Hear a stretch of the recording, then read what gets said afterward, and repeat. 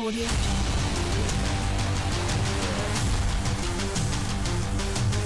Greetings to all in the name of our Lord and Savior Jesus Christ.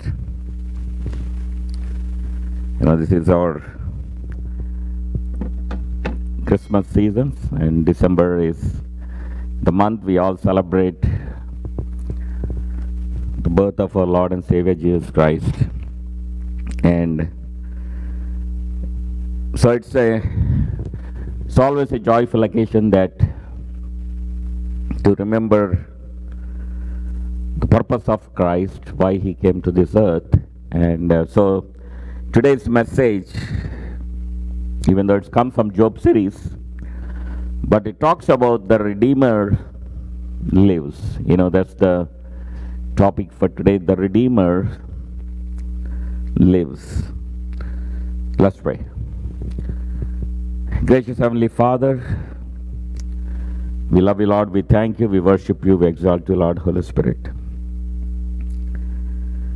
We thank you for giving us another day, another Sunday, to be in your presence, to worship you, to exalt you, to glorify you, and thank you for the life you had given, for the opportunity that you had given to be in your presence, Lord. We pray that you open our hearts to absorb the word that you are going to speak through me. We thank you for doing it.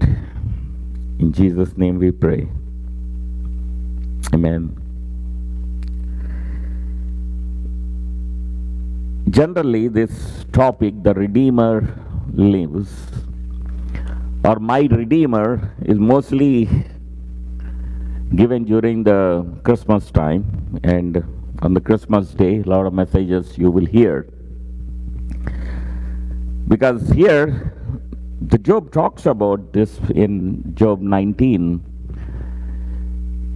particularly, and we will look into that in close, how he prophesied in this chapter regarding Jesus Christ. So Jesus Christ came to this earth to redeem us. That's the purpose he came to this earth. He came to this earth to redeem us. So what does it mean to redeem? Right? What is the purpose of Jesus to redeem?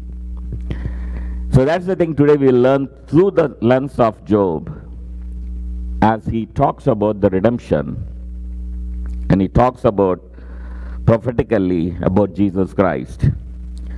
So as we have listened to Job, we have seen some paradoxical marks of a true worshipper. One of these, that he experiences deeply the pain of seeing the world he knows ought to be righteous, but has become deeply unfair. Another is that in spite of this pain, he does not become ultimately cynical, but longs passionately for the God who is or ought to be running this troubled world. See, these two marks together, paradoxically as they are, issue in a life deeply marked by pain and by prayer. So at the heart of this pain is the tension between the God he thinks, the God who controls this world, the lower G, who seems to be running the world, and the God we hope, capital G, and trust is actually doing so. So he is a tension, is a confusion between two gods. The lower God who is controlling this world, punishing him, punishing everybody, and the God that he hoped and trusted, that all these years he been doing so. He was in what type of God he is. He is tension between lower G and capital G. So wherever you see a lower G in any place, remember that's the God of the world.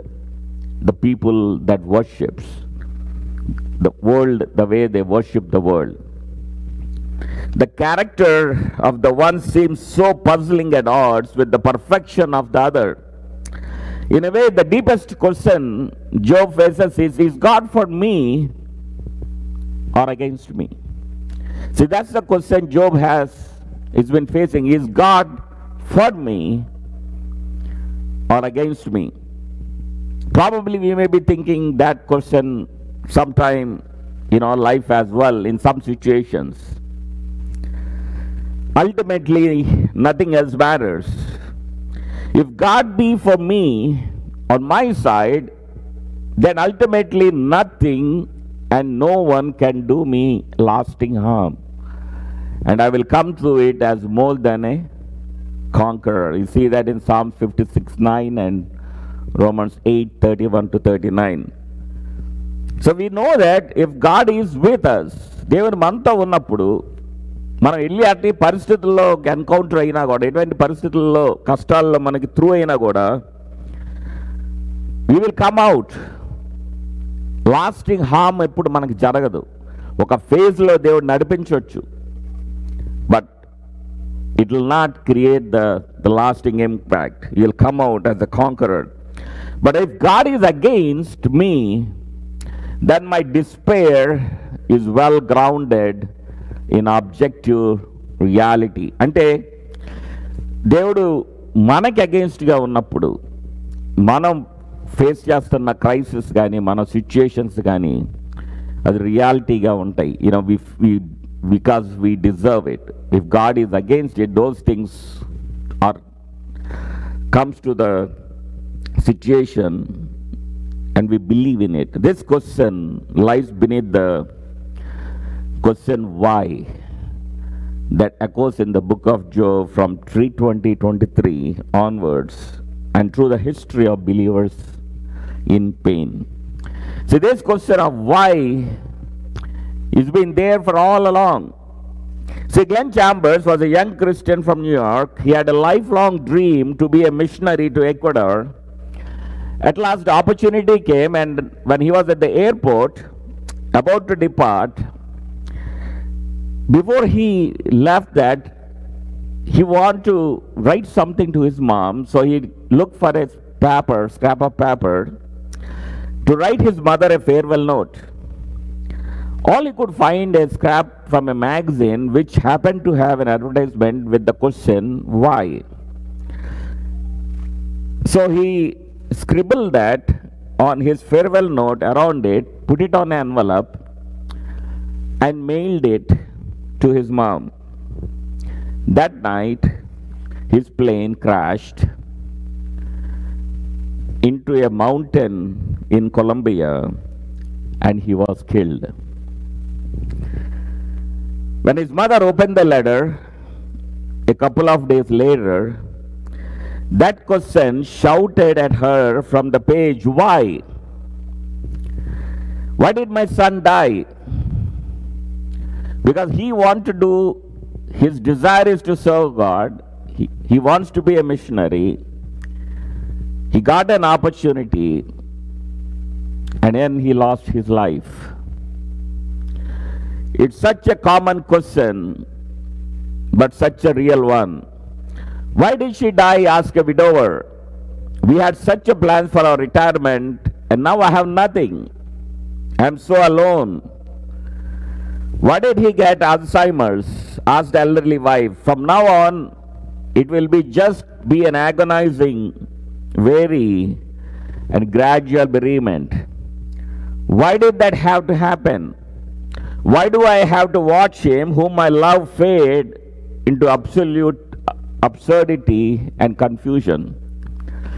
Why did I get this job? Asked another troubled Christian, that is working out so badly, so full of frustration. Why was my childhood so difficult? Asked another. Why did my parents split up, leaving such a long shadow of pain and insecurity in me? Why did that have to happen so that I live with the consequences every day? Why was my son born handicapped? Asked a weary mother. So that all those childhood years were shot through with exhaustion and bittersweet pain of caring for the one who will never fulfill the potential of other babies. Why? This is the kind of question many people have in their hearts. Or to put all these questions another way, what was going on in heaven to make this happen? Whose purpose was it? If there was a purpose. But who is doing it? By whose agency did this happen? Whose hand did this? Or to put it more sharply, is God for me or against me? What kind of God does what he did to Job, trapping a believer in a prison of suffering, loneliness, pain, and misery? You see, says the Christian, I read the Bible that God loves me, that he cares about me, that he is for me. But if I'm honest, it doesn't seem like that. So when somebody is going through this pain, they feel like the God I know, the God who loves, the God who cares for me, I don't feel it. There are times when it feels like God is against me. Perhaps he is. So of all the Job's laments, chapter 19 focuses most sharply on this crucial question. It leads us to the heart of the book. The problem with the question, is God for me or against me, is that we all know the Sunday school answer. We know the answer we are supposed to give. Of course, God is for us if we are in Christ. Romans 8:31 to 39 says. It is the answer we long to give, but yet Job is too honest just to let that pat answer trip off his tongue or to settle for the answer he's meant to give. You know, he can say God is with me, but what he was going through, to be honest, he's not feeling that. He says, I can't say that without being totally unreal. And let's look at the pinnacle of faith. What is that brings the pits and pinnacles of life together? See, what is that brings the pits and pinnacles of life together, the bottoms and the tops? Is it simply the emotional urge from high to low? Is it an intellectual flash that lets us see clearly when we are stripped of pretense? Or is it the spiritual principle expounded by the apostle when he wrote, if we endure with him, we shall also reign with him, 2 Timothy 2:12.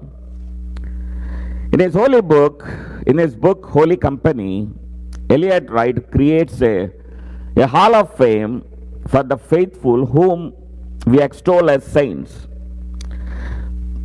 Through the biographies of the book, there is an overriding and underlying theme that saints are those who hobble towards holiness. You know, ఈ ఆధార్ ఒక book రాశాడు, అంటే దేవుని కోసం సర్వీస్లో వాళ్ళ lifes, what they went through, the ups and downs and pits and pinnacles, వాళ్ళ జీవిత చరిత్రలన్నీ రాసిన బుక్లో he was writing this theme. He was saying, of all those stories that he had put, he said, saints are those who hobble towards holiness. అంటే ఒక దేవునితో Saint అనే వాళ్ళు ఎవరంటే దేవునితో we are all saints because if we are saved in Jesus Christ, through Jesus Christ. So what happens is, here what he is telling, saints are those, అలా మనం పిలవబడటం అంటే, ఒక సెయింట్గా మనం పిలవబడటం అంటే, we have to hobble towards holiness. అంటే మన జీవితాన్ని holiness వైపు కాన్స్టెంట్గా మూవ్ అవుతా రావాలి. That's how we call, what he saw is goes down into the pit of humiliation. Each of them rises to the pinnacle of faith. And Job is not alone. So what he's writing is, వీళ్ళందరి జీవితాల్లో ఎప్పుడు వాళ్ళు పైకి వెళ్తా లేరు. They have so many downs in their life. వాళ్ళకి ఎన్నో humiliations ఉన్నాయి వాళ్ళ లైఫ్లో, అవమానాలు, ఎన్నో persecutions. So they also went to the pinnacle of faith. Because ఆ పరిస్థితుల్లో గుండా వాళ్ళు పీక్ ఆఫ్ ఫెయిత్కి గ్రో అవ్వగలరు. Because they are hobbling towards that every day. Their faith level increase చేసుకుంటా ఈ డౌన్లోకి వెళ్తున్నప్పుడు, అవమానాలకు వెళ్తున్నప్పుడు, పర్సిక్యూషన్లోకి వెళ్తున్నప్పుడు దేవుణ్ణి పట్టుకొని నిలబడి ఫెయిత్లో గ్రో అవుతా they reach the pinnacle of faith. So Job is not alone. There are many people who went through this phase. So when Job hits the bottom of the pit of humiliation, he has no place to go but to stand up and look up. So ఆయన bottom of హ్యూమిలియేషన్కి వచ్చేసాడు. ఇంకా దాని కిందకి వెళ్ళటానికి ఏమీ లేదు. So the only thing he have to do is to look up. His stance was represented by his unshaken confidence in his innocence before God. So తన దేవుని వైపు తన ఇన్నోసెన్స్ని ప్రూవ్ చేసుకునే పాయింట్లోనే ఉన్నాడు. తనకి అది మెయిన్ అనమాట. ఎందుకంటే తనకి వేదనంతా నేను ఇన్నోసెంట్ని, అది అన్షేకన్. He was really unshaken on that. He don't have any doubt on that. I'm innocent. This is my situation. What can I do? నేను బాటంకి వెళ్ళిపోయాను, నాకు ఆ ఆపర్చునిటీ లేదు, నా ఇన్నోసెన్స్ నేను ఎలా ప్రూవ్ చేసుకోవాలి? Yet for the first time he deals with the shock of recognition that he may not be vindicated while he is still alive. So తను ఒక సిచ్యుయేషన్కి వస్తానండి, ఒక డిసప్పాయింట్మెంట్ వస్తుంది. నేను చనిపోతాను ఎనీ డే. తన వీక్నెస్ తనకు తెలుసు. నేను చనిపోయే ముందు నేను తప్పు చేయలేదు అని నేను ఆ విండికేషన్ ఎలా వస్తుంది? I may not get it. తన ఆ తప్పు క్లియర్ అవ్వటం అనేది తనకి చాలా ఇంపార్టెంట్.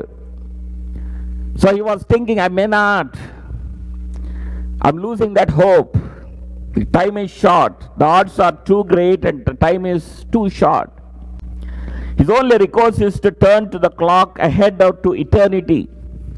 సో ఈ జీవితంలో నాకు అవ్వకపోవచ్చు, నన్ను విండిక్ చేయకపోవచ్చు. మేబీ ఇటర్నిటీలో while he is in Sheol, the land of shadows has slowly changed his meaning for him. చనిపోయి షియోల్లోకి వెళ్ళినప్పుడు, maybe after that God will indict me. At first it meant nothing more than impersonal suspension between the worlds in chapter 6, 7 to 10. Then he dared to suggest that he would retain his personhood so that God would miss him. You see that in 9:21. Another flash of insight lets him see the potential of personhood even in death. We see that in chapter 17, 13 to 16. Not until Job touches the bottom of the pit of humiliation, however, do the eyes of his faith open wide.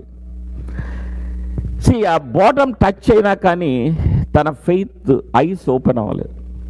చాలాసార్లు మన జీవితాల్లో కూడా మన ప్రయత్నాలన్నీ చేసి మనం fail అయినప్పుడు, మనకి ఇక దారి లేదు, there is no other way, I'm totally all doors are closed, అప్పుడు మనం ఖచ్చితంగా దేవుని మీదకి 100% వెళ్తాం. ఎందుకంటే మన పొటెన్షియల్ ఇంకా లేదు కాబట్టి, మన శక్తి మీద ఆధారపడేది ఇక లేదు కాబట్టి, the only hope is to depend on God. So the faith level will increase so much because there is no alternative. It happened to me, so I know that. It happened to me when my doors are closed. I don't have any way out.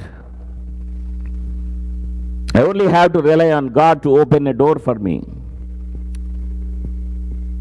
And he did.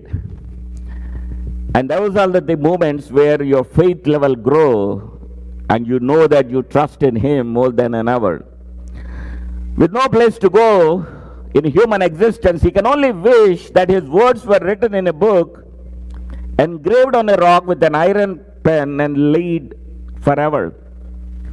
So Job పరిస్థితి ఏంటంటే తను చనిపోయే ముందు నువ్వు పాపం చేసావు కాబట్టి ఈ సఫరింగ్ వస్తుంది ఆ మాటతో తను చనిపోవడం దానికి ఇష్టం లేదు. Because he knows he didn't do anything wrong. But he don't want to die with that type of projection that he is a sinner and he died because of the sins he did. So Job ఏమన్నారంటే నేను sinner కాదు, I'm innocent అని ఒక stone మీద with an iron pen and laid రాసి అది మళ్ళీ ఎప్పుడు కూడా చెరిగిపోకుండా ఉండాలి, ఎవరు చూసినా కూడా నేను ఒక ఇన్నోసెంట్ పర్సన్ అని తలవాలి. Before he dies, he was saying, deferred gratification of our most urgent desires is a sign of emotional and spiritual maturity.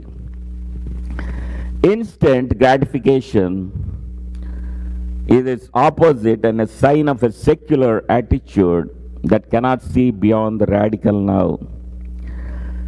In the give and take of exaggerated words and intricacies of logical debate between Job and his friends, we dare not lose sight of the fact that Job has been hobbling towards the holy, usually 2 steps forward and 1 step back. So Job ఈ పరిస్థితుల్లో ఈ జర్నీలో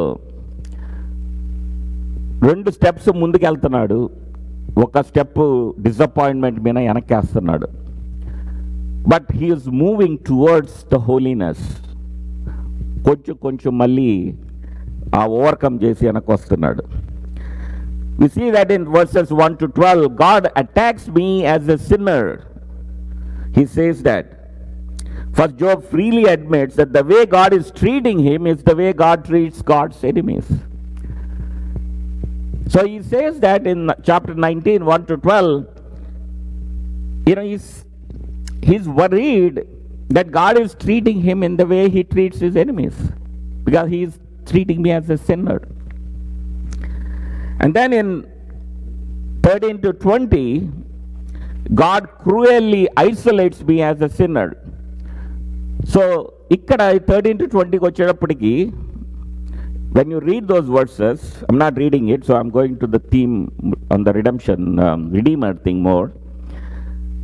What he is telling in these verses is, he is cruelly isolating me as a sinner.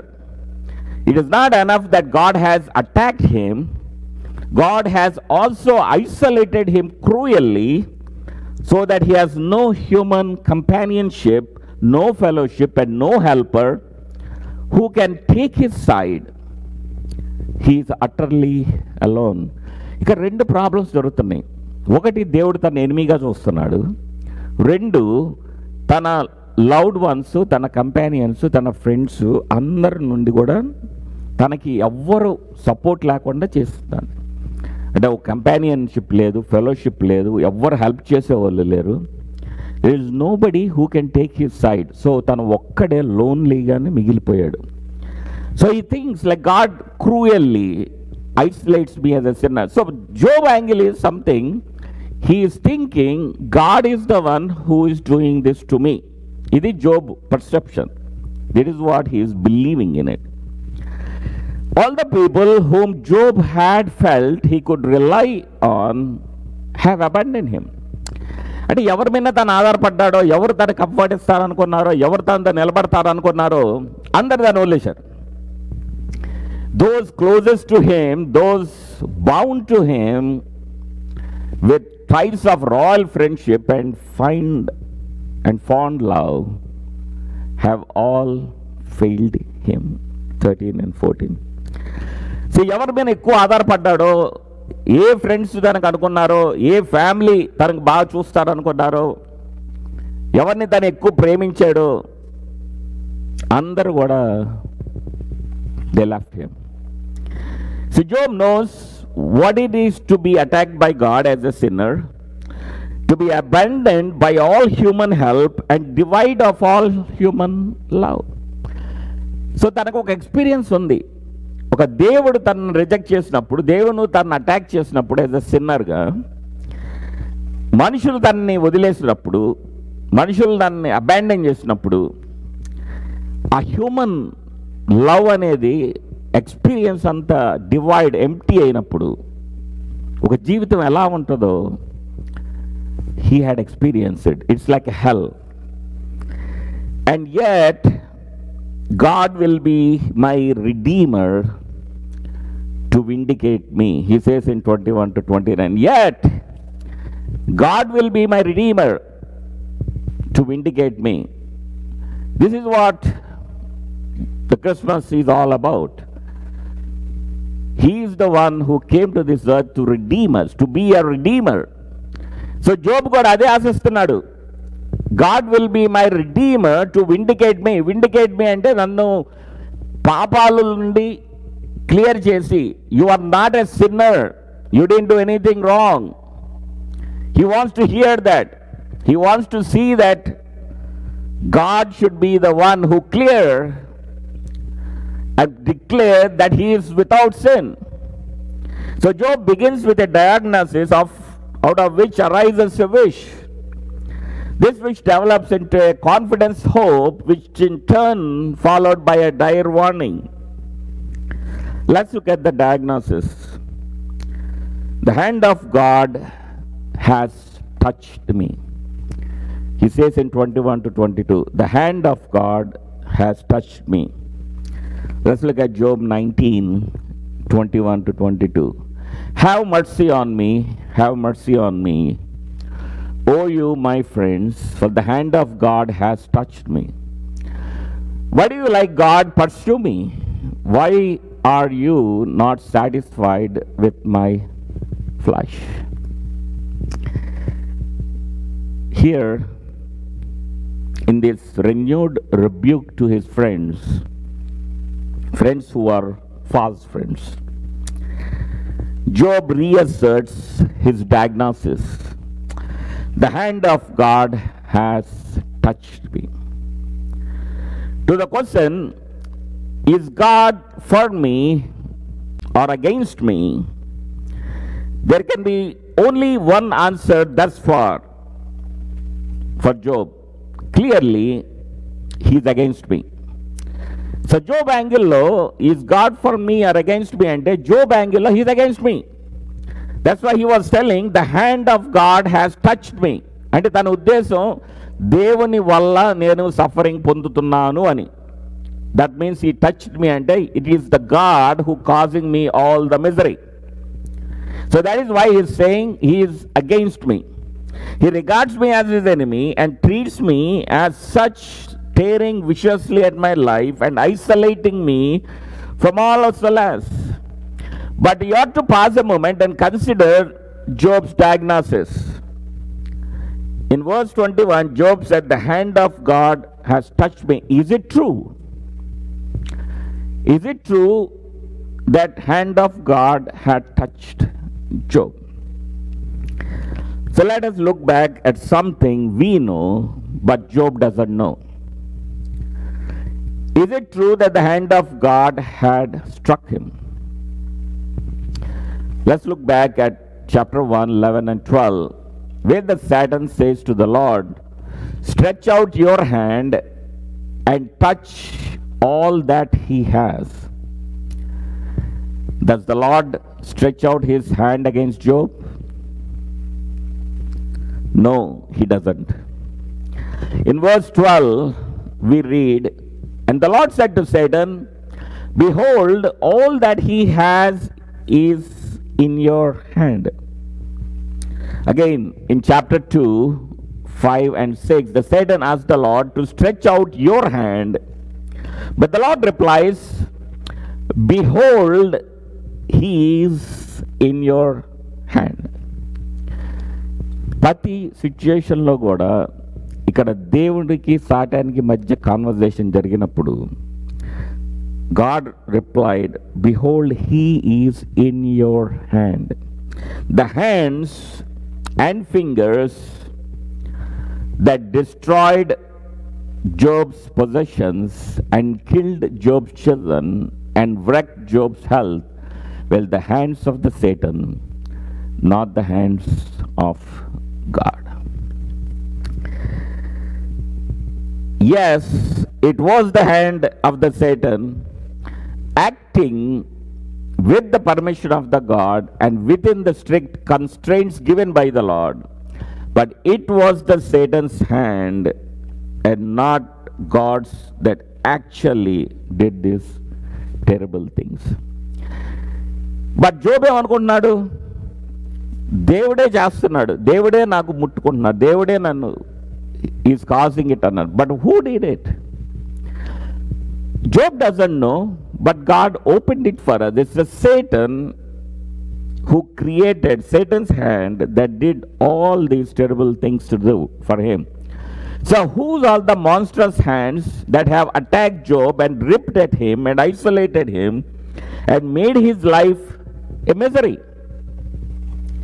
The answer, the hands of the enemy, the Satan, acting with the permission of God and constrained by the strict limits given by God.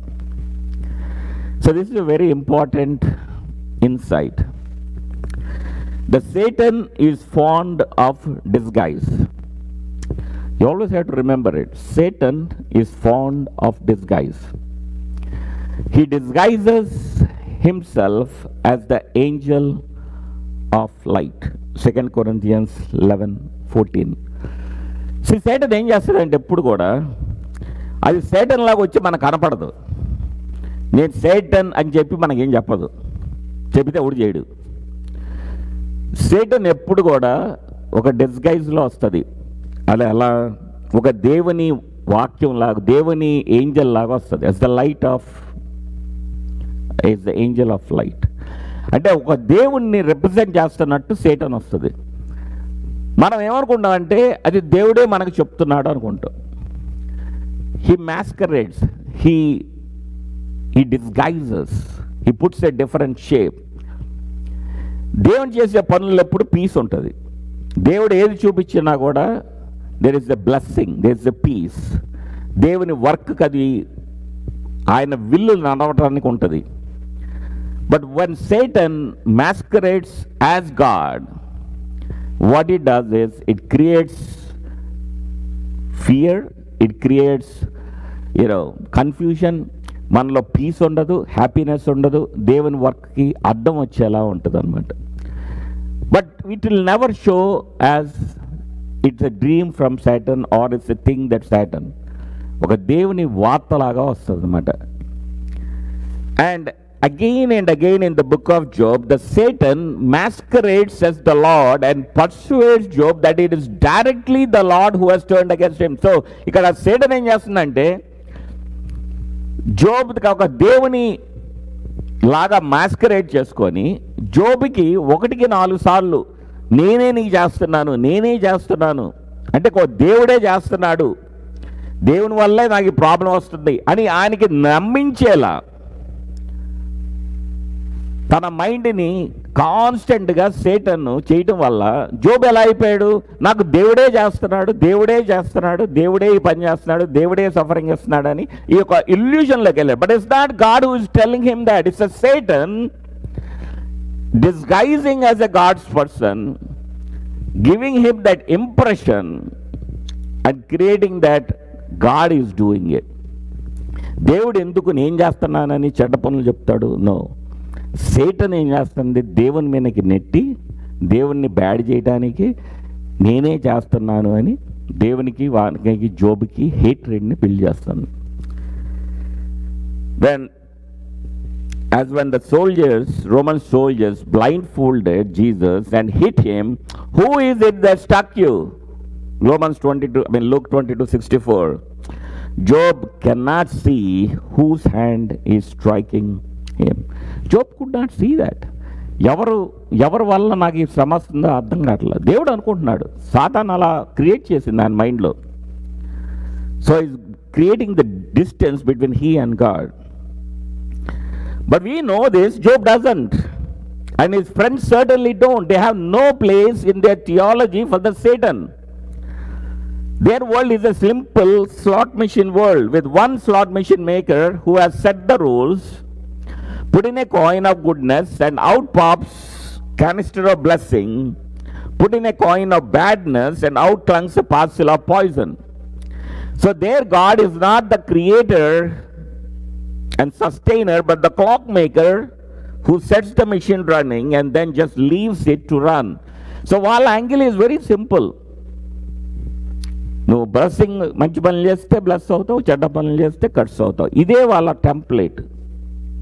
They don't look at the God as the creator and sustainer. The idea that there might be real forces of evil in the world, forces with real personality and real influence, has no place in their thinking. అంటే వాళ్ళ థాట్లోనే లేదు.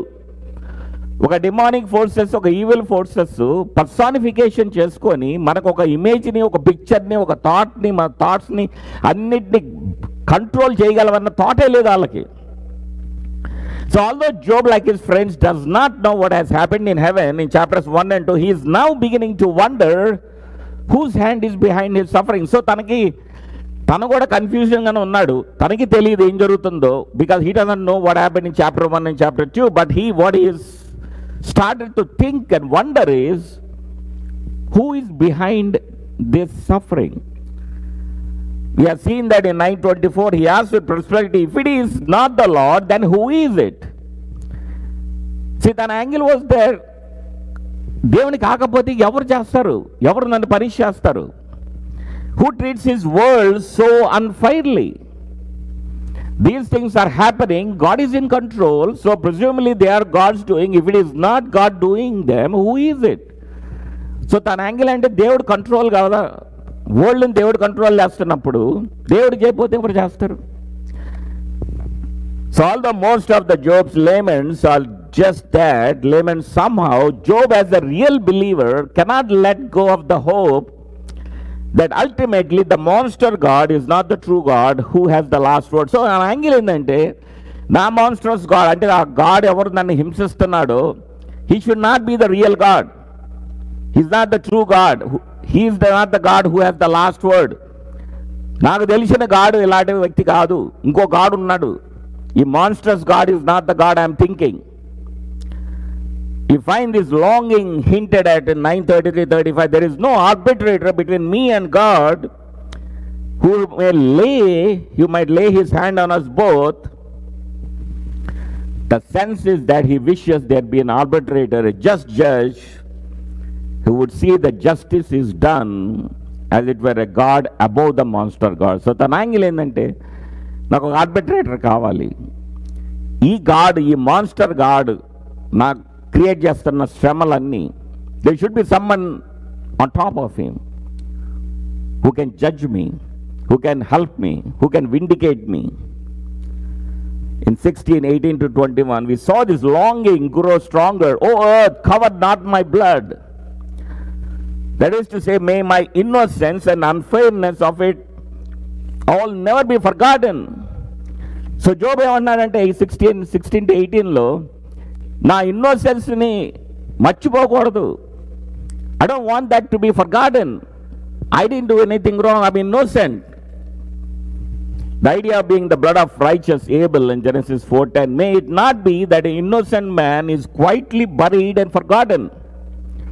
Let my cry find no resting place. So తన బాధ ఏంటంటే, నేను ఇలా చనిపోవడం నాకు ఇష్టంలా.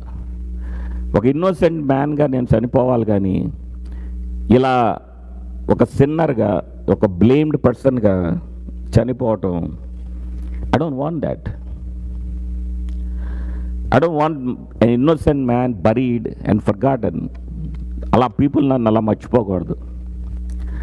Even now, behold my witness, that is the witness who speaks for me in the law court, is in heaven, and he who testifies for me is on high. It says in 16:18-19. Somehow Job glimpses that there will be justice in the end, that the real believer will finally be vindicated and seen to be a real believer.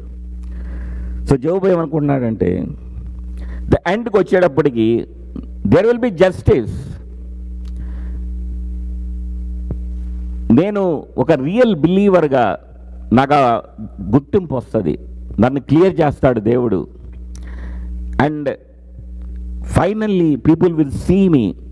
నేను ఒక జెన్యూన్గా ఉన్నాను, నా life అంతా జెన్యూన్గానే ఉంది, నేనేమి పాపం చేయలేదు.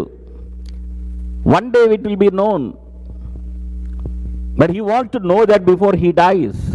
He don't want to die with that kind of scar on his body, on his character. So we come to perhaps the pinnacle of Job's faith in the darkness, a wish for vindication in 23-24. We see that in Job 19:23-24. Oh, that my words were written, oh, that they were inscribed in a book, oh, that with an iron pen and lead they were engraved in the rock forever. So he basically don't want his life to be, his character to be tarnished. తను ఎంతో build చేసుకున్నాడు ఒక క్యారెక్టర్ని, ఎంతో దేవునికి ఆనెస్ట్గా జీవించాడు, తన life అంతా దేవునికి ఫెయిత్ఫుల్గా ఉన్నాడు, సాక్రిఫైసెస్ ఇచ్చాడు, పాపాలని కవర్ చేసుకుంటా వచ్చాడు, ఫ్యామిలీని జాగ్రత్తగా పెంచుకుంటా వచ్చాడు. He don't want to leave this earth with this character assassination. So he was telling, oh, my words were written. నా నిజాన్ని తెలుసుకోవాలి, ఎవరన్నా తెలుసుకోవాలి, ఎలా చెప్పాలి, నేను తప్పు చేయలేదు అని ఎలా ప్రూవ్ చేసుకోవాలి, ఎక్కడన్నా అది I want to write it because nobody is listening to me. His friends are accusing him. He can't prove it. So he's saying, abandoned by all human helpers, Job yet longs to be proved to be in right with God. See, అందరూ తనకి ఎవరు తనని అర్థం చేసుకుంటారు అనుకున్నారు, అందరూ తనని abandon చేశారు. So now what Job is doing is he longs to be proved to be right with God. అంటే దేవునికి ఒక్కడికే తను ప్రూవ్ చేసుకునే పరిస్థితిలో ఉన్నాడు. ఆ దేవుడే నన్ను డిక్లేర్ చేస్తాడు ఇన్నోసెంట్ అని. He's waiting for that. He's talking to God. He was waiting to see that God proves, tells them that he is cleared, he is vindicated. But he wants to set this right with God. He is still very glum.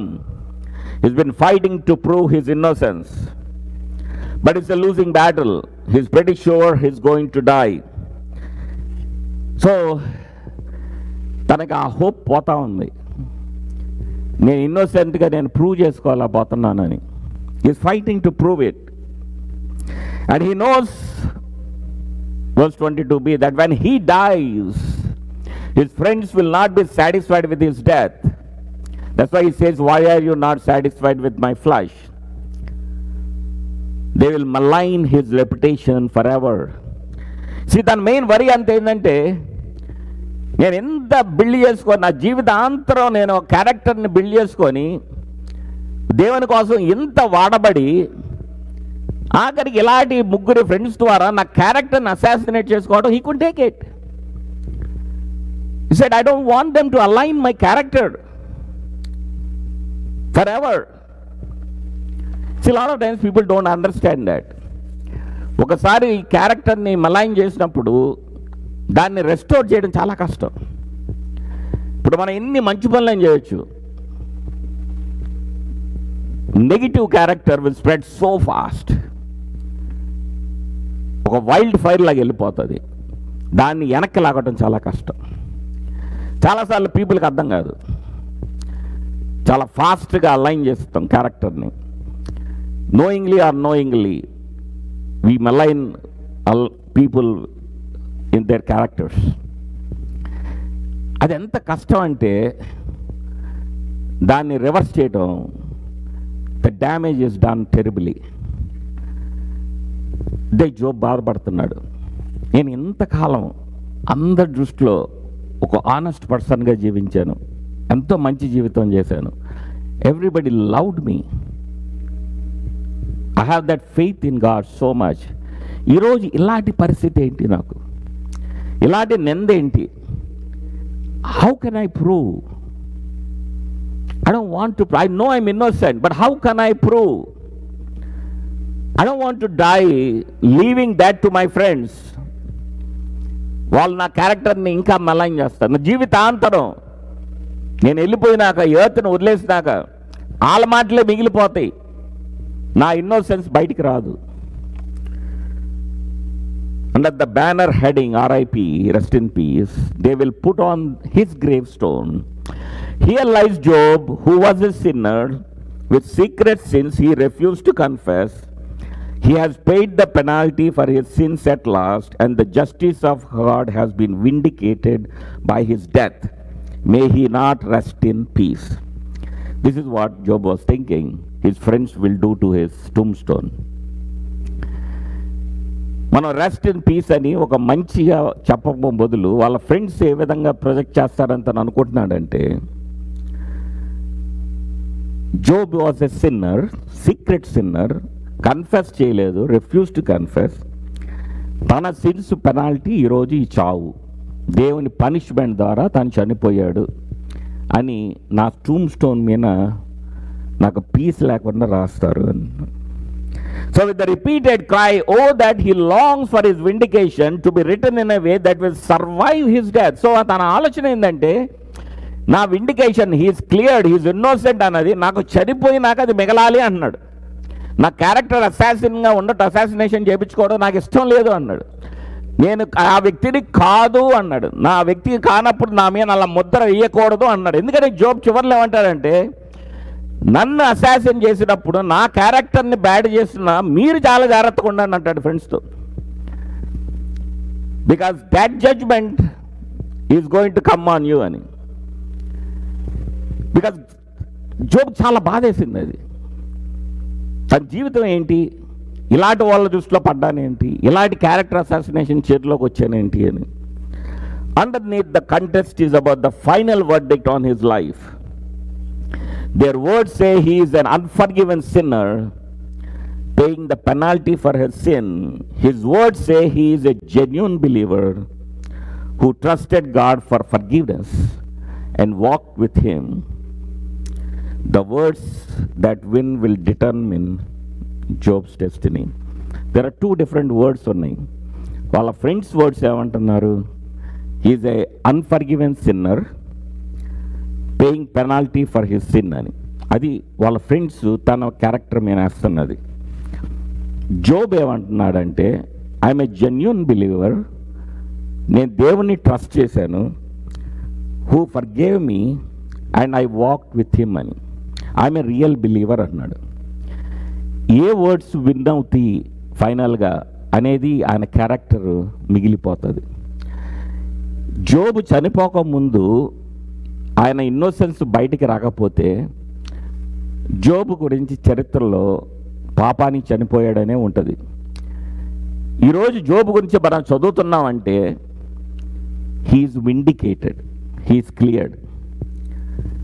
But until that point this is what he was struggling with.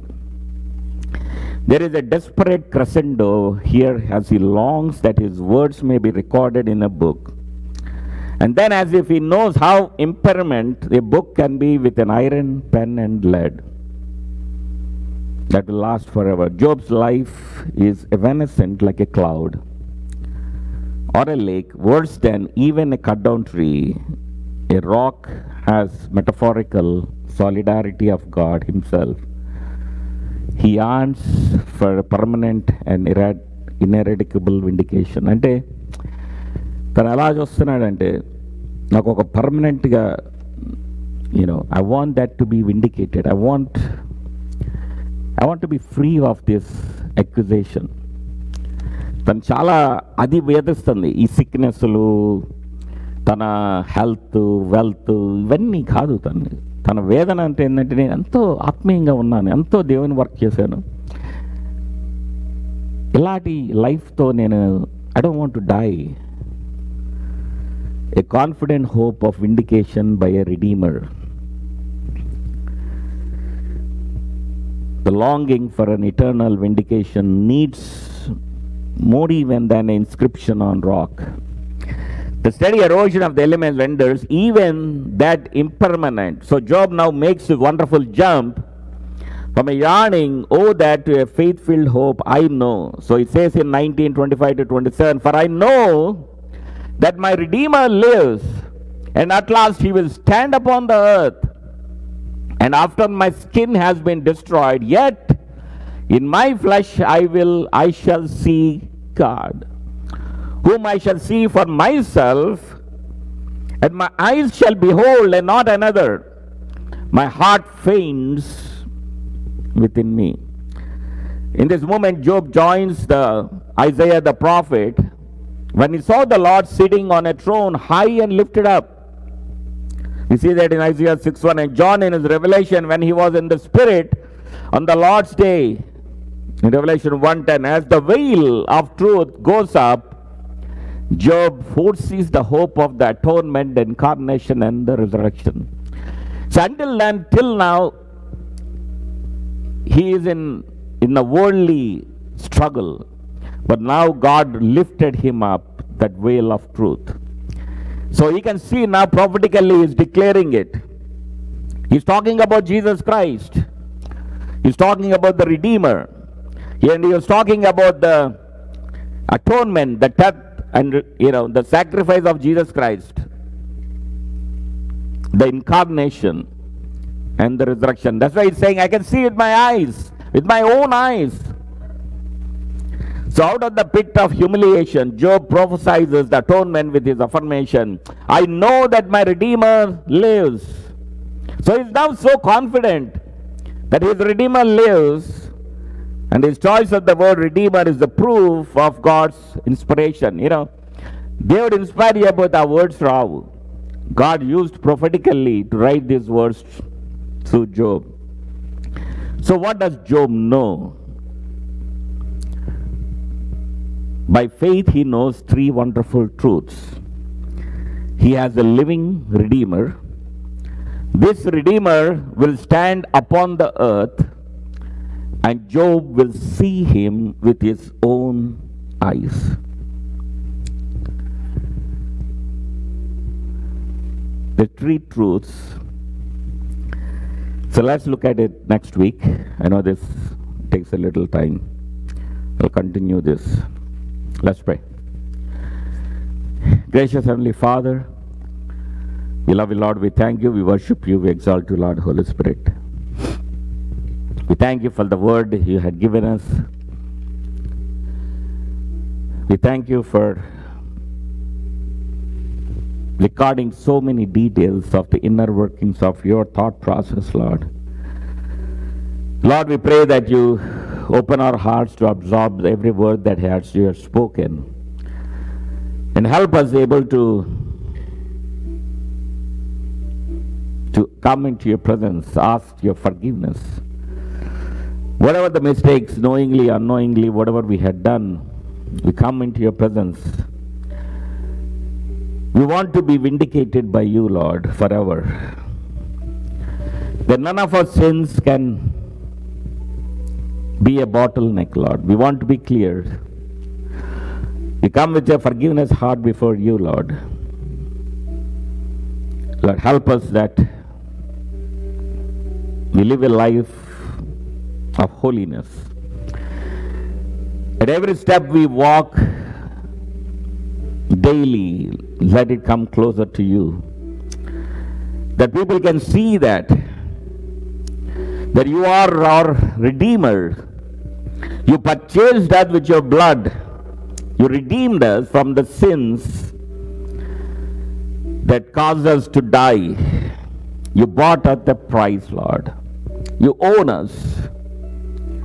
A lot of times we don't know it, Lord, that you purchased us and you have total control on us because you paid the price through your death. We take it as granted during this Christmas season. We want to enjoy, cherish, celebrate with all kind of activities, but we forget that you redeemed us. You became a son of God to make us sons of you. And that is why you came here, and sometimes we forget that truth, that you gave us the privilege to be your sons and daughters, and you bought with the cost, that we don't have to go through that torment forever in hell. And Lord, forgive us that we take you so lightly, Lord. We run after the world, chasing the world's desires and riches. But you said you look towards heaven and I'll throw the earth at you. But we look at the earth and we lose both, Lord. We don't know that now, Lord. We are running towards it. But we don't know the joy that can be filled by you only, Lord. A joy that no one can take it away. No crisis, no situation, no words of anyone can take the joy from within that you had given us. Help us able to see that joy, Lord, because you had given us through your Holy Spirit. Lord, help us to get up daily to look towards you, to direct our paths. Lead us into the path that you had created us, you had planned for us. We thank you, Lord, for giving life, for choosing us to be within your kingdom. Lord, help us to show the gratitude, to serve you, to be a vessel in your hands. Somehow help us to be a small vessel in your hands, that we can able to reflect that gratitude, not only always enjoying the blessings, but able to give back a little bit what you had given us. We pray that we raise our children in a God-fearing way, that they can able to stand for you, never be shaken, and stood firm on their feet that Jesus is my Lord and my Redeemer. And Lord, give us that faith that we can able to stand strong. Forgive us. Holy Spirit, fill us, Lord. Fill this church with your Spirit, Lord. Dwell among us. Open this church to all the people who do not know you, that be flooded with your Spirit. Bring people to the church, that they can see your glory, that your glory be magnified through our lives. Lord, many people getting perished, not knowing your word. Help us to chase, to be a vessel, to share the gospel, that people's lives be changed forever. Cleanse us from all unrighteousness, heal from our sicknesses. We thank you, Lord. We thank you for your mercy. We thank you for your grace. In Jesus' name we pray. Amen. May the love of our Father, grace of our Lord and Savior Jesus Christ, fellowship of the Holy Spirit be with you all now and forevermore. Amen.